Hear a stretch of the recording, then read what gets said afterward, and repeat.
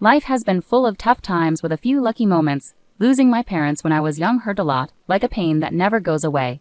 But I got lucky when the elderly couple next door, the Parkers, took me in. They were the kindest people you could imagine, treating me like their own granddaughter instead of someone they were helping out. We didn't have much money, but we had a lot of love, and that's what mattered. When I turned 18 and was thinking about college, the Parkers died in a car accident. Suddenly, I was alone again. They left me some money for school in their old house in the suburbs. It was a cozy place with lots of memories, but it felt too sad to stay there. So I sold it and bought a small apartment in the city near the college where I enrolled to study financial management. Having a plan and moving forward felt good.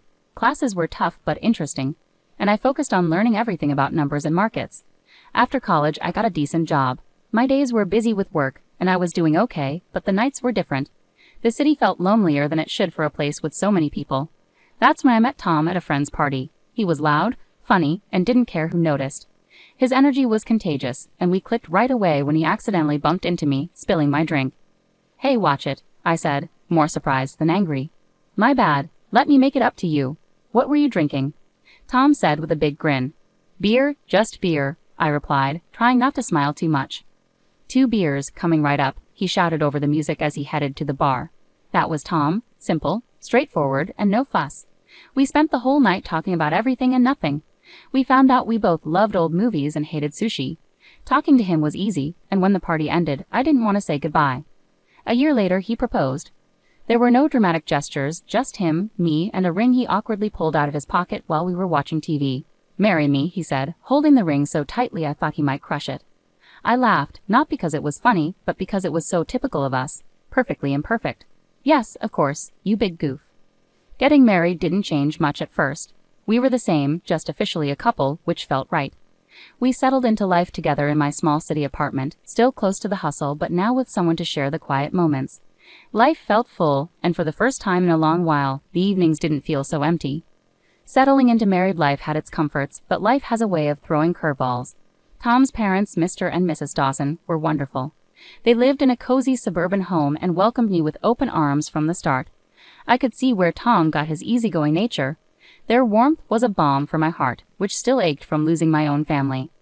"I'm so happy you're part of our family now," Mrs. Dawson would often say, squeezing my hand with such kindness that it warmed and overwhelmed me at the same time. "Thank you. I really appreciate how welcoming you've been," I replied, feeling genuinely grateful. Visiting them became our weekend tradition. Those days were filled with backyard barbecues and long conversations over cups of hot coffee. Life felt good, simple, and sincere. But then things changed. Tom was called away on a long business trip, a whole year out of state. It was a great opportunity for his career, but the timing couldn't have been worse. Just as he left, Mr. and Mrs. Dawson's health declined rapidly. It happened so quickly that Mrs. Dawson, bless her heart, sounded frantic with worry when she called. "Grace, I hate to ask, but I really need your help here. Mr. Dawson is not doing well," her voice thick with tears she was trying to hold back. Without a moment's hesitation, I packed a bag and went to the suburbs. Seeing Mr. and Mrs. Dawson so frail shook me deeply. He had always been a pillar of strength and now looked fragile, connected to life through a tangle of medical equipment. I seamlessly settled into their routine, taking care of cooking and cleaning while Mrs. Dawson focused on Mr. Dawson's care. In the evenings, I sat by their side, reading aloud his favorite books, often finding him asleep before I finished a chapter. "Thank you, Grace," he'd whisper on the good days, his voice a mere whisper of its former strength. "It's my pleasure, really," I'd reply, squeezing his hand gently, hoping to offer comfort through my touch. One quiet afternoon, as I was chopping vegetables for dinner, Mrs. Dawson sat down at the kitchen table looking older than her years. "Grace, I don't know how to say this, but we're in a bit of a bind," she began, nervously twisting her hands together.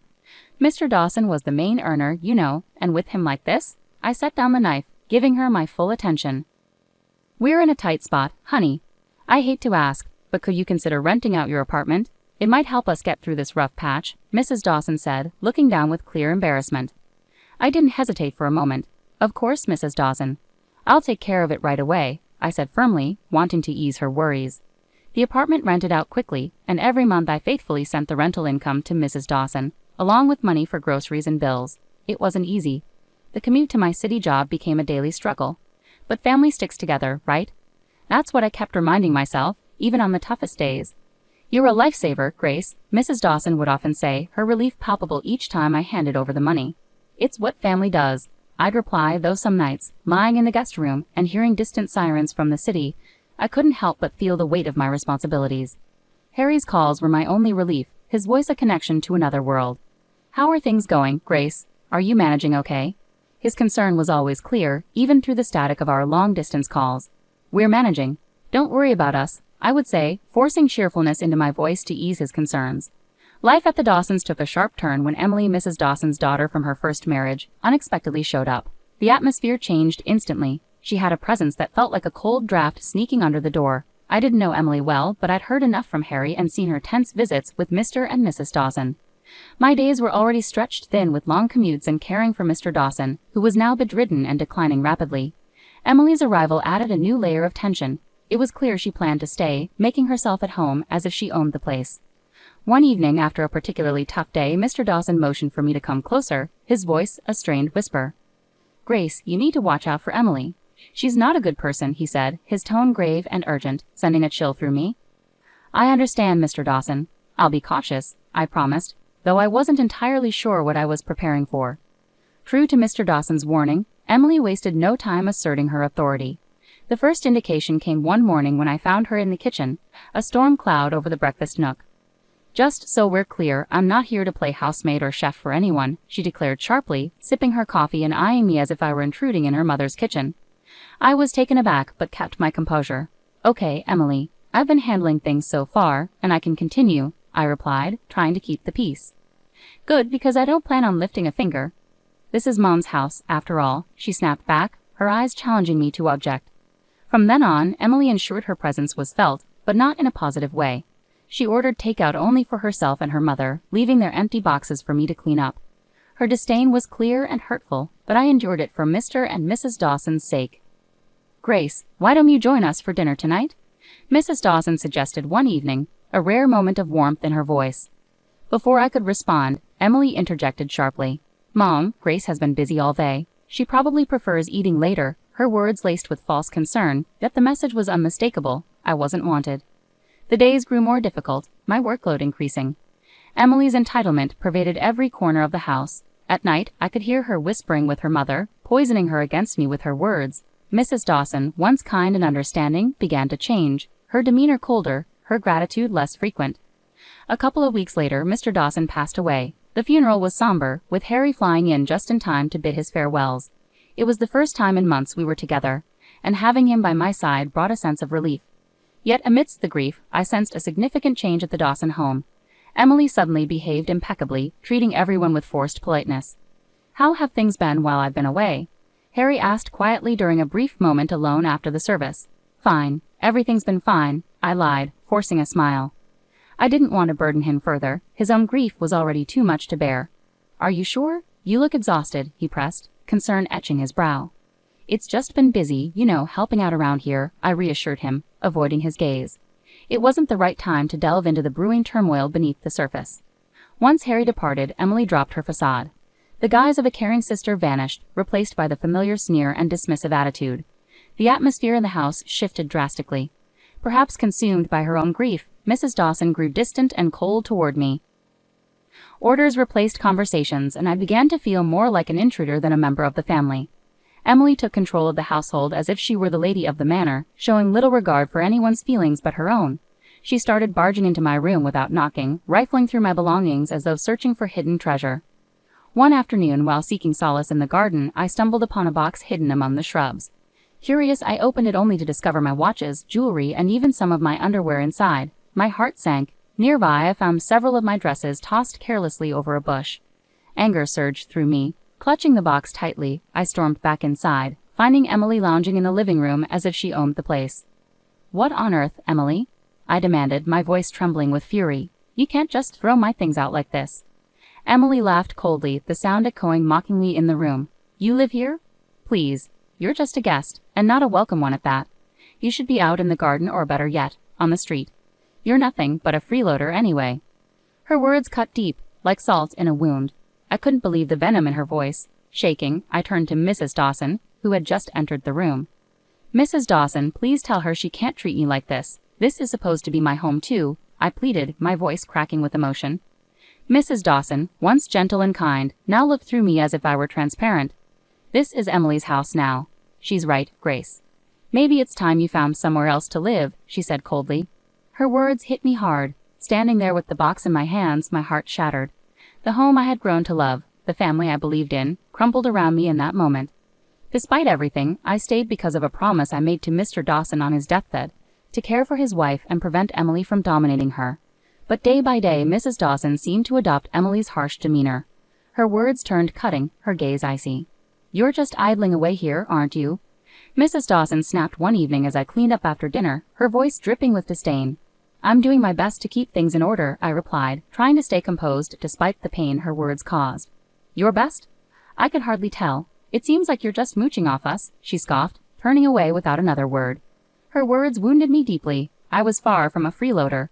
I had rented out my apartment and faithfully handed over almost all the income to Mrs. Dawson. On top of that, I took care of most household tasks while Emily contributed nothing but criticism. Emily, living off her mother's pension, showed no gratitude. "Really, what does my brother even see in you?" Emily taunted nightly, her voice carrying through the thin walls. Each time I bit back my anger and frustration, clinging to the promise I made. But the house grew suffocating, filled with hostility like a minefield. One evening, returning early from work, my world turned upside down. I walked in on Emily and Mrs. Dawson in a heated discussion in the living room, unaware of my presence. "We need to convince her to sell that apartment of hers. You know how much we could use that money," Emily said greedily and calculatingly. "Yes, but how do we persuade her? Grace isn't naive. She won't just hand it over," Mrs. Dawson replied, frustration and greed evident in her voice. "Leave it to me, Mom. I'll charm her into it. Once she signs it away, we can finally live the way we deserve." Emily's words cut through the air like a snake's hiss. Hearing them scheme to take away my only financial security was a brutal dose of reality. Fear gripped me. I couldn't stay any longer. Heart pounding, I slipped away to my room unnoticed. They were plotting to strip me of everything. The decision was clear in that moment. There was no way I could stay after hearing their plans. Quickly gathering my essentials, hands trembling, every second in that house felt like a countdown to disaster. I didn't bother with goodbyes. They didn't deserve them. Sneaking out the back door, I called a taxi to take me to the station. Sitting on the train to Harry's, doubts gnawed at me. Would he understand? Would he take their side? The uncertainty weighed heavily, but the fear of staying was more daunting. I stared out the window, the landscape blurring by, a mix of fear and determination settling in my chest. When I arrived at Harry's doorstep, his reaction was a blend of shock, relief, and curiosity. His eyes widened as he opened the door to find me standing there with my bag, looking as frazzled as I felt. "Grace, what's going on? Are you okay?" he asked, stepping aside to let me in. I hesitated, taking in the familiar and comforting sight of his temporary home. "No, Harry, everything's not okay. Not at all," I replied, my voice catching. He guided me to the couch, concern etched on his face. "Tell me what happened, babe. I'm here for you," he urged gently. I poured out everything to Harry, starting from Emily's return and the deteriorating situation at home to the financial pressures and the final betrayal. Their scheme to make me sell my apartment. I hadn't wanted to burden him while he was away working. As I spoke, Harry's expression darkened with each detail. By the time I finished, his fists were clenched, his jaw tight with anger. "Why didn't you tell me about any of this sooner?" he asked, his voice a mix of fury and concern. "I didn't want to cause you more stress. I thought I could handle it," I confessed, feeling foolish now. "Grace, damn it, you shouldn't have had to handle any of this alone," he exploded, rising to pace the room. "I can't believe my mom and Emily would treat you like this." He stopped abruptly and faced me, his eyes blazing with determination. "I won't let anyone treat my wife that way. No way," he declared firmly, pulling out his phone. I watched, heart pounding, as Harry dialed his mother. The phone barely rang twice before she answered. I couldn't hear her side of the conversation, but the tension in Harry's posture spoke volumes. "Mom, this has to stop. I know everything now, and I won't stand for it. If Emily doesn't leave and if you don't start treating Grace with respect, we won't be able to support you anymore. No more financial help, nothing." Harry's voice was firm, leaving no room for negotiation. There was a terse exchange, followed by silence. Harry's grip tightened around the phone. "Fine. If that's your decision, then you've made mine," he said finally, hanging up. He turned to me, his expression softening. "Looks like it's just us now, babe. That's all we need," he said, coming over to embrace me. I leaned into him, finding solace in his arms amid the storm of emotions. "Just us," I whispered, feeling the truth of his words. Now on our own, it felt right. Harry and I stayed up late into the night, planning our future without the burden of supporting his mother and Emily. We discussed practical matters like my remote work and our financial strategies, laying the groundwork for a new chapter together, just the two of us. Whatever happens, we're in this together. You and me against the world, right? Harry said with a determined smile. Absolutely, I replied, feeling reassured with him beside me. Against the world. The next few days were incredibly busy. I arranged to work from home with my job, which they agreed to. Harry helped me move my things out of storage and set up a home office in his living room corner. It wasn't perfect, but it was ours, and it felt peaceful. A week passed, and just when things seemed calm, I received a startling call that felt like a blast from the past. It was Mrs. Dawson, her voice now a mix of desperation and boldness. Grace, why haven't I received the money for this month? You know we really need it, she demanded straight away. I was speechless for a moment, shocked by her audacity. After everything, you still expect me to keep supporting you? I asked, more amazed than angry. In the background, Emily's voice came through, angry and sharp. She's just ungrateful. Make her send the money. Taking a deep breath to calm myself, I remembered their hurtful words, words that had cut deep. Mrs. Dawson, Emily called me a heartless beggar. I can't send money to people who treat me so badly. I'm done. There was silence on the other end, and I imagined Mrs. Dawson's stunned expression. But we're family, she finally said, her voice a mix of anger and pleading. No, family doesn't treat each other like this. Goodbye, Mrs. Dawson, I said firmly, hanging up before she could reply. The call shook me, but Harry was there, supportive as ever. You did the right thing, Grace. It's time they learned to stand on their own, he said, putting his arm around me for comfort. Not long after we settled back into our hometown, another surprise came our way. I found out I was pregnant. It was unexpected but brought us immense joy, and suddenly, the future looked bright with possibilities. We decided it was time to sell my apartment and buy a small house in the suburbs, close to a good school for our child. As we planned our move, another call came from Mrs. Dawson. This time her tone was different, desperate, and almost pitiful. Grace, I've made a mistake. Emily made me sell the house, took the money, and left me with nothing. Could I come and live with you and Harry? Her voice trembled with pleading. Her request stunned me. After everything that had happened, this was a test of my determination. Mrs. Dawson, you chose this path when you sided with Emily against us. There were other choices you could have made, I replied firmly, though my emotions were in turmoil. I know I've made mistakes, but you have a kind heart. Can't you forgive an old woman for her wrong choices? She pleaded. I sighed deeply, feeling a twinge of sympathy, but also holding firm to the consequences of her choices. I forgave you long ago, but that doesn't mean I can welcome you back into my life. You need to face the outcomes of your actions, just as I have, I said before ending the call and blocking her number. With determination, we moved ahead with our plans, buying a charming house with a small garden where our child could grow and play. On a lazy Sunday morning, as I leisurely flipped through the newspaper over coffee, a headline caught my attention. Local woman arrested for massive fraud scheme. There in the picture was Emily, in handcuffs and looking defeated. I couldn't help but feel a mix of shock and perhaps a small sense of vindication. Harry, look at this, I called out, holding up the newspaper for him to see. It's Emily. She's been arrested for fraud. Harry took the newspaper, his expression serious as he scanned the article. Wow, can't say I'm surprised, but it's a lot to process. Yeah, it is, but she made her decisions, and now she's dealing with the consequences, I replied, feeling a sense of closure I hadn't realized I needed. Over time, we heard through friends that Mrs. Dawson was living in a small apartment, working 2 jobs to make ends meet. Her pension wasn't enough to cover her living expenses and repay the debt Emily had left behind. Have you heard about your mom? Harry's friend, Matt, brought it up one evening during a backyard barbecue. Yeah, I heard, Harry replied, tending to burgers on the grill. His voice held a hint of sadness, but also determination. She chose her path, Matt. It's tough, but that's how it goes. Matt nodded, understanding the unspoken boundaries. You're right, man. Just wanted you to know. After that, the conversation lightened, with talk turning to sports and work as the evening progressed. Life moved forward, and so did we. The joy of our new life became even clearer when Mia arrived. Becoming parents changed everything. It shifted our priorities, our dreams, and even started to heal some old wounds by filling them with new love. Can you believe she's ours? I whispered to Harry one night as we watched Mia sleeping peacefully in her crib. She's perfect, Grace. Absolutely perfect, Harry whispered back, his voice filled with emotion. We cherished each day, celebrating every little milestone Mia reached, each smile, each giggle.